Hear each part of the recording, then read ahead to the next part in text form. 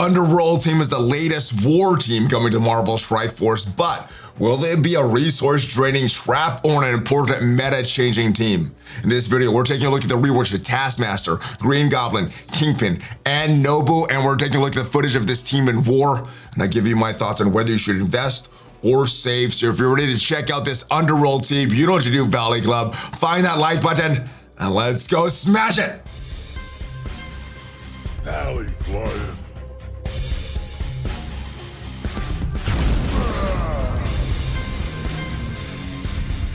Happy Patch Day, Valley Maniacs. Welcome back to the ValleyFlyin channel. I'm ValleyFlyin. I hope you're having a great day. And if this is your first time here, hit that subscribe button for more great Marvel Strike Force content. We have at least 5 Marvel Strike Force videos per week on this channel. Usually it's a lot more. If you've already subscribed, welcome back. We're talking all about this Underworld team. Now, the information provided for this video was provided by Scopely as part of their Envoy program. So if the information is subject to change, well, they are the ones that provided this info.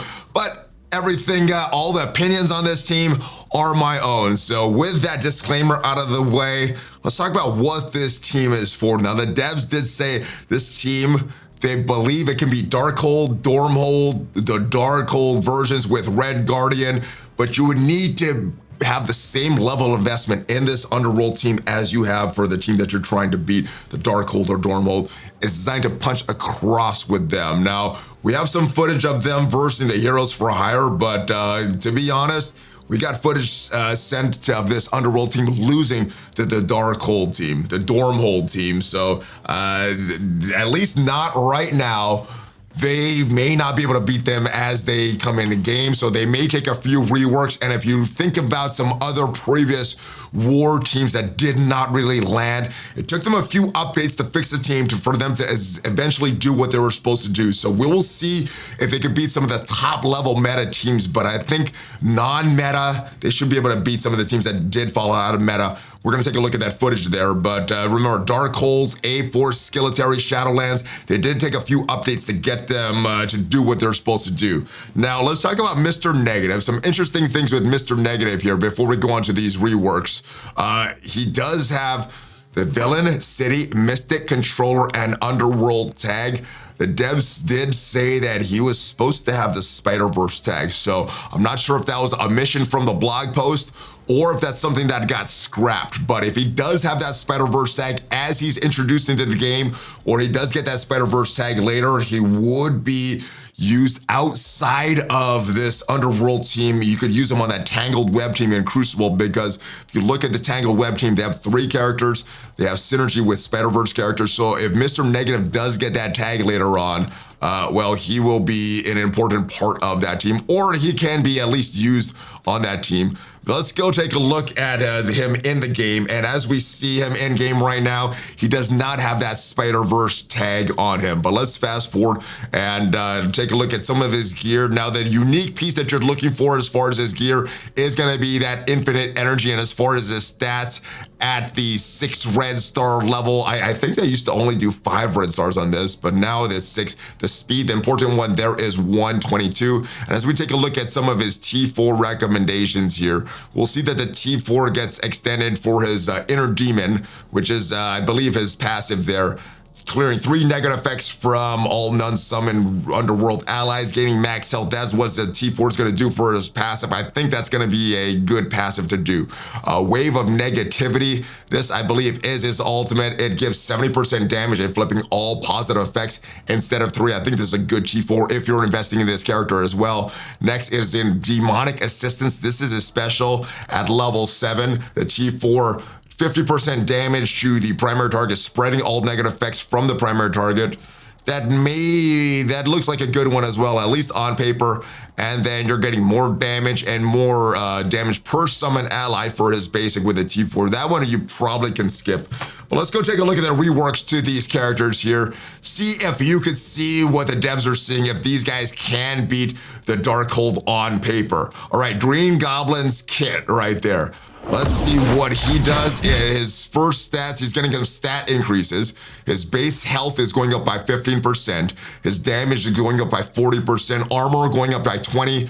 focus going up by 60%, and resistance going up by 25%. So getting a little better. This should bring him at least middle of the pack with a lot of these stats here. His special, attacking the most injured enemy, 480 with stealth for 480% damage instead of the 450 that it did previously. You're getting an additional bonus attack for 500% damage, so hitting a lot harder if that enemy is in stealth. If there are no targets in stealth, well, you're gonna go 480% damage. Still a big increase from that 450, or maybe not a big increase, but still an increase from that 50. And characters, this is a big one here. Characters killed by this attack cannot be revived. So that is helping with those dirty heroes for hire. Although we do have more and more counters for those heroes for hire, so I'm not sure how needed that this team is going to be if we're just using them for a heroes for hire counter. This attack is unavoidable, cannot be blocked. His ultimate got some increases to the damage, and instead of 3 to 4 random targets, he's attacking 5 random targets with an attack as well. This passive where he got the biggest boost. So on any Spider-Verse or Underworld turn, removing a positive effect from 2 random enemies that had a positive effect but did not have safeguard. That just kind of changing the wording of this. A lot of similarities. Adding that Underworld tag on a war offense. If Mr. Negative is an ally, you're gonna get 350% extra focus. So more of a guarantee to remove these, not a guarantee, but a higher chance to remove these negative effects from the enemies when Mr. Negative's on the field. On spawn, you're gonna go defense down for 2 turns for the enemies with the most resistance. Cannot be resisted, but yes, very similar to what you're doing. This, it was extended to shield characters because I think initially when the Sinister Six was initially designed, they were designed to counter shield, especially in war. But no longer needed right now, so everybody's gonna get defense down for the injured, the character with the most resistance there. 2 turns, not just 1 turn. War offense, if Mr. Negative is an ally on spawn, apply defense down to all enemies, and if an enemy is Mystic, defense down for 2 turns. So a lot of defense down goings around, especially on war offense, especially if Mr. Negative's there. War offense, so you could, you're getting more offense, or more armor, excuse me, for self and Underworld allies. So this is probably gonna be a good T4 if you don't already have Green Goblins. T4 is done, and you are investing in this team. You may want to hold off, and like I said, at least for now, they may not be able to do their intended design, which is to beat Darkhold or the Dormhold. They may need some reworks before they are able to get that. And I'm not sure how much testing was done on this team. Taskmaster also got some increases to his stats. Health, 20%, damage goes up by 30%, armor goes up by 15%, and the focus is going up by 10%. Now, this basic, Taskmaster's basic did get changed. Basic is actually improved damage. The second bullet is the modernized wording for clarity. So you're getting some damage there, and instead of stealing the 3 positive effects, this is just, it's doing the exact same thing there. It's just clarifying the wording. I guess some newer players stealing, transferring is, I guess they're just trying to make that a little more consistent, but doing the same thing there, excluding for taunt for self. Now, what the basic will do for Taskmaster, they did say that it's going to be very similar to what it's doing right now as far as the counter and assist chance. The special, you're gaining more damage, 350 instead of 330. Extra focus, which is gonna help to apply that stun that he's trying to land. The rebound chain goes for 300% damage instead of the 280. And if this character has 3 or more Underworld allies, it cannot be counterattacked. Counterattack will break this chain, but Underworld allies, you cannot counterattack this in war if you're bringing that full Underworld team. All right, the ultimate there, all enemies 300% damage. That goes up from 200, so more damage there. Blind and heal block to the primary and secondary targets. In war, you're going blind and heal block to all enemies instead of 2 random targets there. So yeah, Taskmaster opening move gonna be blinding everybody if it sticks. In war, you're getting that to all of the enemies.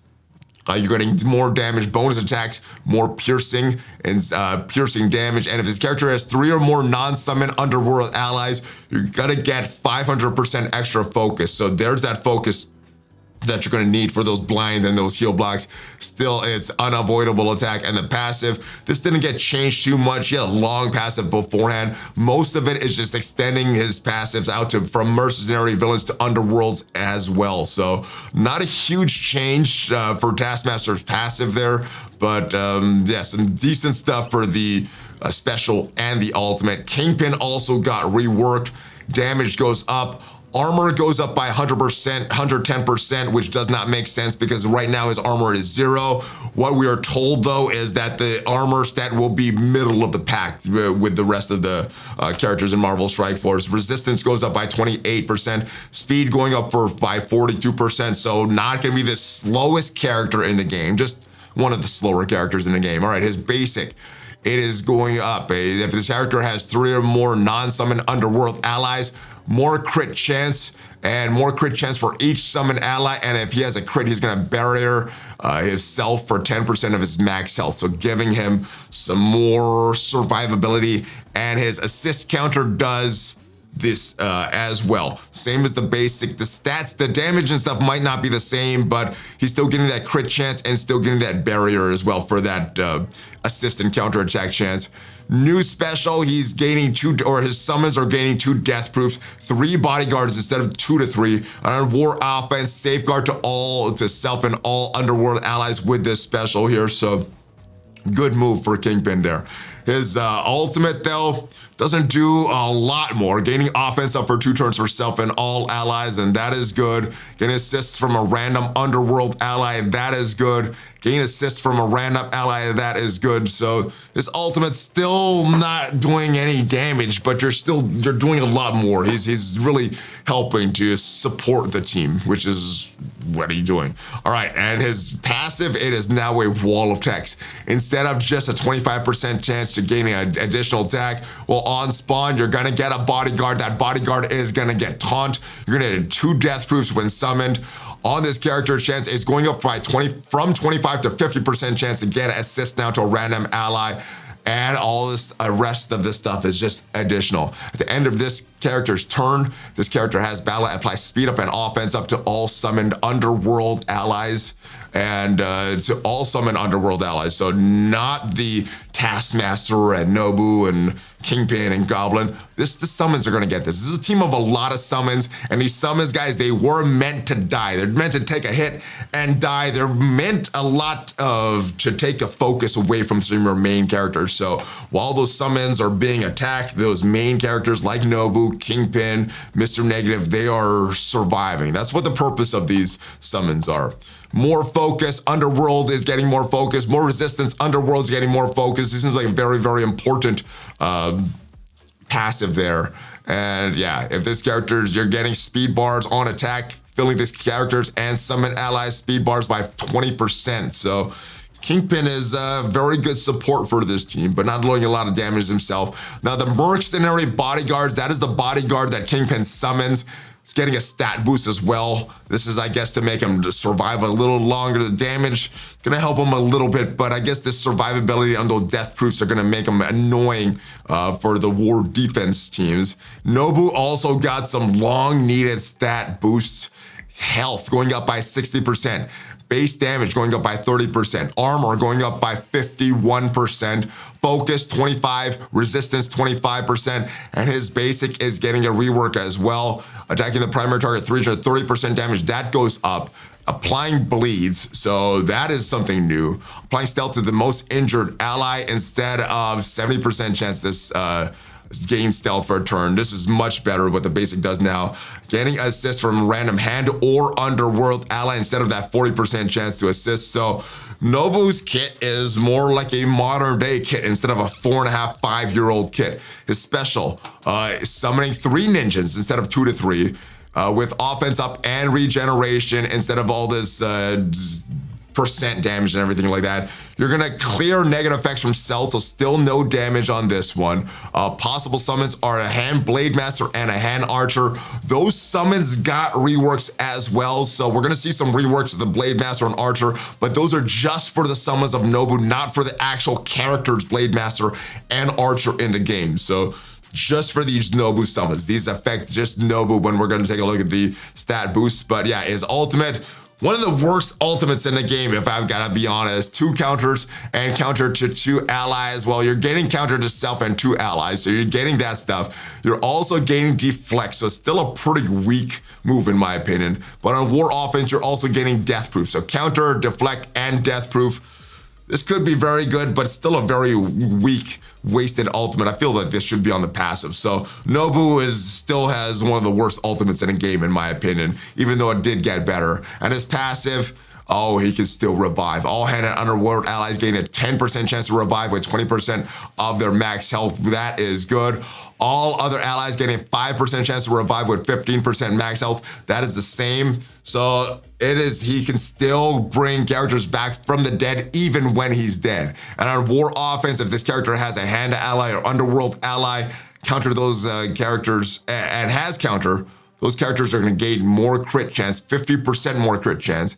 And if this character or a hand ally or underworld ally has stealth, they're going to gain more crit damage. So that's going to help. These are the stat boosts. Again, these are not for the Blade Master and the Archer in the game. These are just for the characters that are summoned by Nobu. You're getting some health, damage, armor, focus, resist added to both of these characters here. And last but not least, this has nothing to do with the Underworld team, but this was on the same PDF, so just want to mention Rogue is also getting some Awaken abilities when her Saga comes back. It looks very similar to what is happening with Morgan Le Fay, just extending a lot of stuff that she's doing with her team, extending to those horsemen. So level 8, this character has one or more horsemen or apocalypse allies, always bonus attacking for 300% damage, gaining 25% crit for each horseman or apocalypse ally for this attack. So getting a little better with this Awaken ability. Her Southern Hospitality, that is her passive, and Apocalypse and Horseman also gaining the damage, not just her, not just unlimited X-Men allies. And clones of this character and Horseman allies have reduced max health speed compared to standard clones. They cannot reach maximum ability levels, so that kind of screws up Mr. Sinister there. But that is a team. Let's go take a look at them in action. Now, like I said, the footage that we got against the Dormhold, excuse me, they didn't win, so we weren't allowed to use that footage. So we'll see if they get reworked, if something changes from what we got announced to what is actually in their kits in the game. But yeah, they can counter the Hero's Fire. They do that in a longer battle, so I'm not sure if this is better than what we already have for the Dark Hunters, not better than what we have for the Weapon X, at least against the Heroes for Hire here. All right, and let's actually move this forward because, yeah, actually, we'll take a look at it. Never mind, we'll take a look at it so you can see their animations, but we won't take a look at this whole battle because I'm not sure how needed another counter to those dirty, evil Heroes for Hire is needed right now. But there you can see some of the animations. You can see some of the inner demons right there from Mr. Negative there. Very close-up view because I think there's some things that they don't want to show on this footage, but this is the footage that we got. There's an inner demon. There's a Merc bodyguard. There's another inner demon right there with the team. Nice animations. And as we fast forward this, I'm not going to show this whole thing because I'm not sure who actually needs a counter to the Heroes for Hire. I guess if you had some of these older characters, you're an older player, took a break while the Dark Hunters were released, and then now you're back and you already have Kingpin and Nobu and these older characters built up. Well, maybe this is a team for you. Maybe this is a team that you're gonna wanna build because you don't have the Dark Hunters and you need another counter to these Heroes for Hire. I guess this would be a good team for you.